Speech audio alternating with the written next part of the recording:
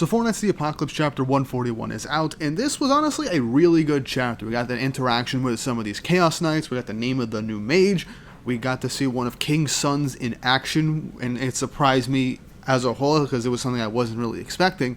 We got some nice lore for the fairy realm, as well as spirits in general. We got a nice interaction between King and Nasiens, and moments of DM being a mom, so a lot of wholesomeness, a lot of lore, and some pretty good action at the very start. But before we dive headfirst into this chapter, don't forget to like and subscribe, and hit the notification bell for updates on future videos. Really helps and shows you guys enjoy the content I make here on the channel and want to see me do more. Now with that out of the way, let's get right into this chapter. Chapter 141 of Fortnite's The Apocalypse, titled The Drug of Yore.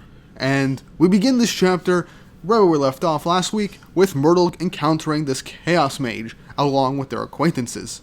And they ask Myrtle, why isn't human leading fairies around? While Myrtle asks them what they're doing here. And Mage's like, alright, fine. I am the mage Kilbegin. I hope I'm pronouncing that correctly. A servant of Arthur Pendragon, the leader of Camelot. And after hearing that, Myrtle grabs his sword, gets ready and says, the guy's causing havoc around Britannia, seeking to eliminate all the other races. And the mage states, yes, don't be wary of me. It's all the other races that are dragging all the humans into this. Myrtle tells him not to waste his time and says, you are speaking to Myrtle, first of 7 children of the fairy king Harlequin and the giant queen Diane, which surprises the people around the mage, as the mage's like, oh, what a surprise, the son of 2 legendary sins? Myrtle asks them for the reason why they're here, because this is holy territory.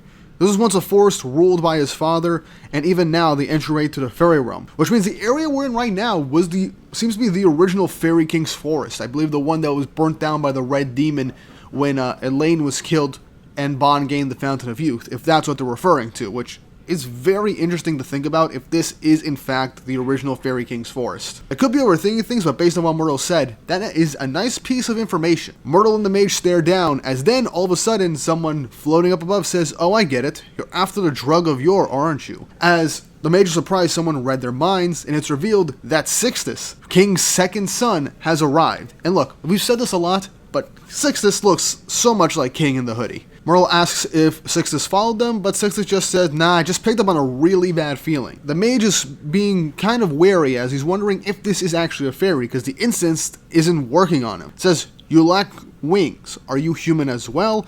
But this kind of ticks off Sixus, as Sixus just revealed that the incest isn't reaching him. Or to be exact, he's dispelling the incest, thanks to the silent airflow he's been conjuring up around him, as we see a bunch of winds surrounding the area that all of them are in. As in the next page, we see that Sixus summons the Spirit Sword Magliastera, Form 2, Hummingbird Quiet Storm, as, yeah, King's second son has a spirit weapon. Now, if we all remember, King has the Spirit Chastity, and all the Fairy Kings have their own spirit weapons created from the wood of the Sacred Fairy Tree. Now, before anyone gets any ideas, no, this does not mean that Sixus is supposed to be the next Fairy King. Remember, Helbram also had a weapon created from the Sacred Tree. So this is just another instance of a fairy being chosen by the fairy Tree to have a weapon. That doesn't mean he'll be the Fairy King, but based off of the forms that we see, it's very similar to King's, and if there was to be another Fairy King that wasn't born from the Fairy King's forestry, then it could be Sixus for all we know. But yeah, Sixus summons his Hummingbird attack, the second form of his Sacred Sword,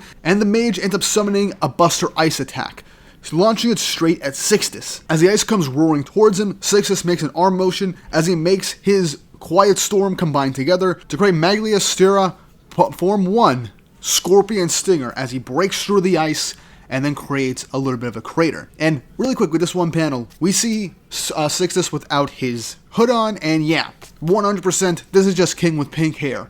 And I kind of find it funny, but also I feel like Nakba probably wanted to draw King with his original design, but also wanted to keep him like serious with his Fairy King form. So I guess he wanted to have his cake and eat it too at some point, which makes sense. Nostalgic reasons, and also makes sense for a kid to look like, you know, their father or their mother. I mean, the Anne literally has a daughter that's basically a spinning image of her but blonde. So, yeah, pretty fair. But it's revealed that the mage and the rest of the Chaos Knights basically disappeared and ran away in response to Sixus' attack. Sixus asks if Myrtle is okay, and suggests they head back to the fairy realm for now. As they walk back and head to what seems like a little gauge created from a tree, Myrtle asks what this drug of yore the mage mentioned was, which Sixus learned of from reading the mage's mind. And I didn't mention this like earlier in the chapter, But yeah, Sixus can read minds. He inherited that gift, which is actually really cool because now Lancelot isn't the only fairy hybrid to read mind. Maybe Lancelot is a bit stronger, or Sixus and Lancelot have around the exact same level of being able to read people's minds and hearts, which is actually really cool. And this does give somebody who can make a weapon, have multiple forms and utilizations, essentially have different capabilities in battle and get one over on their opponents. This could also mean that Lancelot might actually get his own sacred treasure too at some point that is from the sacred fairy tree, since he is half fairy. But speculation's over. Moving on with the chat. Myrtle says that King mentioned it to him a long time ago, but he not sure what it was. Sixus says, "Oh, you forgot already, Myrtle?" As Myrtle just says, "Look, your memory's just too good, so tell me what it is." As Sixus goes on to explain that it has the effect of instantly curing any disease or curse, even bringing back life to that which is almost lost. And it is a holy water obtainable only by their father from the heir's flower growing atop the sacred tree. That is what they call the drug of yore. So this might be similar to the elixir of life, the fountain of youth that we had in the sacred in the Fairy King's forest in the original 7 Deadly Sins story that gave Bon his immortality. But why the Chaos Knights are looking for this is interesting to think about, because yeah, this could cure diseases and everything, but if it could bring back that which is almost lost, there could be another thing going on in Camelot that Arthur needs this for. Or maybe it's this mage having its own agenda, for all we know. That's something to speculate over. But this is another piece of good fairy realm lore, where there's this specific drug that does all this, and it's at the top of the fairy tree that only King can access. We then get an insight into Myrtle's mind, and he says, "The drug of yore. Maybe that's what my body needs the most." As Sixtus did hear Myrtle's mind, and just turns away. Obviously, he knows that Myrtle is human, but is still his older brother. And maybe Myrtle will get this drug at some point, to help him with the fairy realm. But if King hasn't given it to him yet, there might be some sort of side effects that there might be unaccounted for. Because I doubt if he had something to basically help his adopted son that he does in fact love as his own, then there has to be some good reason why King hasn't given it to him at all. But we then cut to sometime later at the main room of King and DIANE, as it is now lunchtime for DIANE and the kids, as she asks everyone in the room what they want to eat. And this is literally just a really nice and wholesome panel with DIANE spending time with her kids, trying to get them to figure out what they want to eat for lunch, with her daughters being more meat eaters, wanting boar and rabbit stew, with her fairy son basically just wanting to have, fruits and stuff, and Fao basically wanting either or. So that's actually just funny and wholesome details that they're all just going out to get lunch now. DIANE looks over and Tiori is walking over towards her as she's asking where Nasiens was, because she was with him earlier. Tiori just says that Nasiens is off at the Tunnel of Whispers all alone again, as one of her sisters ends up asking, "What's up? You look kinda down." And Tiori just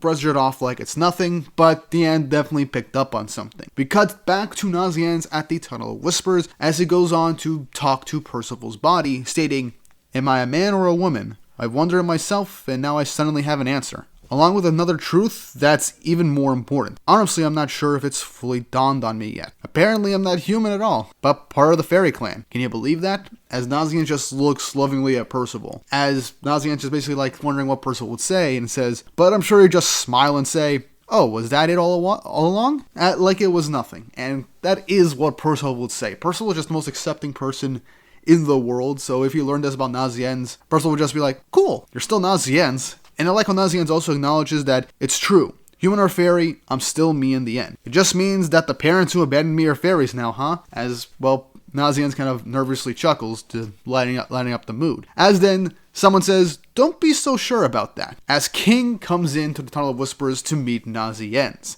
And I just like this image, mainly because I just like seeing King again. And yeah, honestly, I don't really have much else to say. I just like seeing King again. He meets Nasiens in the Tunnel of Whispers as he just goes on to say, "Since I lost you, perhaps I've been unconsciously searching for you this whole time." This confuses Nasiens as King just brushes it aside and says, "Sorry, I couldn't help but follow you.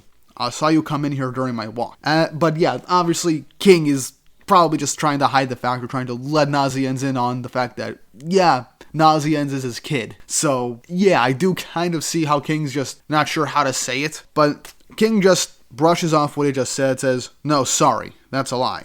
I just wanted to help you out in any way I could." He looks seriously at Nasiens and begins to talk to him, stating, "I believe you said that Percival was a life spirit, that he disappeared out of fear that he brought disaster upon those around him. He goes on to say that if he died as a human, his soul would have gone to the city of the dead or remained where it was. But as a spirit, his fate takes a wholly different turn, as he goes on to talk more about spirits and add more to the lore of the world, saying that spirits provide essence to all things. Like fire spirits are on fire, and wind spirits are anywhere the wind blows. But life spirits are entirely different, as they're worldwide.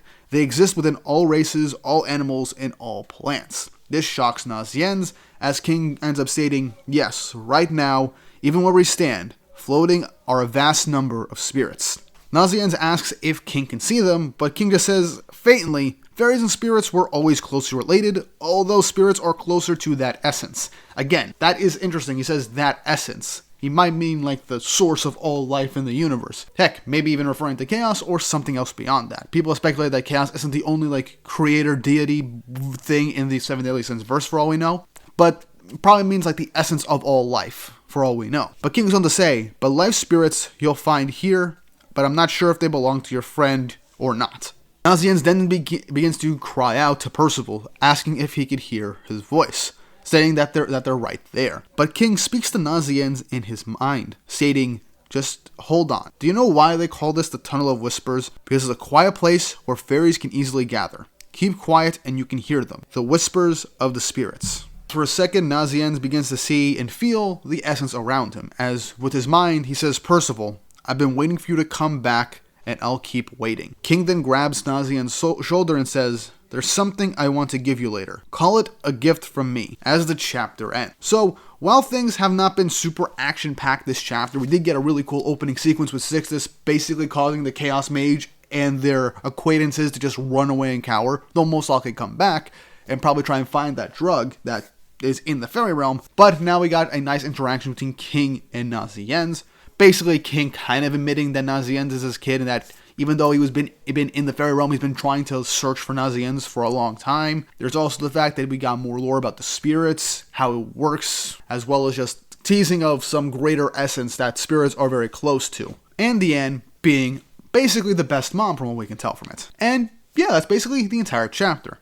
Now, I do think we're going to get some more with Myrtle and his whole identity crisis, and this drug of yours, since it's been introduced, is definitely going to be utilized in this section of the story for all we know, but it's still curious to see how this is going to play out. Not to mention, while we do have basically all the sins except for the real Merlin showing up, we still have to see the rest of the 4 knights in this time skip. I like that we're focusing on Team Percival after everything that happened, but I feel like a lot of us are waiting for Tristan, Lancelot, and Gawain to show back up, so we could get the story rolling again, and eventually Percival's revival, so we can get all 4 knights back together and progress through the fight against Camelot. But yeah, this is a really interesting chapter. I did talk for a bit, but we got some nice lore bits and character interactions and a cool action sequence. And honestly, it'd be funny if King's kids were actually secretly OP, since one of them has a sacred fairy weapon. But that's my thoughts on the chapter. What did you guys think? Leave your thoughts and opinions in the comment section down below. And if you haven't already, like and subscribe, hit the notification bell for updates on future videos. Really helps and shows you guys enjoy the content I make here on the channel and shows you want to see more. Also, really quick challenge for you guys. If I can make it to 20,000 subscribers by the end of April, I changed it this time, I will change my profile picture on my YouTube channel and on my Twitter account to Cheon. So, yeah, you guys got something to look forward to if I make it to 20k, I guess. But with all that said and done, I hope you all have an awesome day. Honestly, I low-key kind of hope you guys don't make me hit 20k so I don't have to have Cheon as my icon. I don't know why I said all that.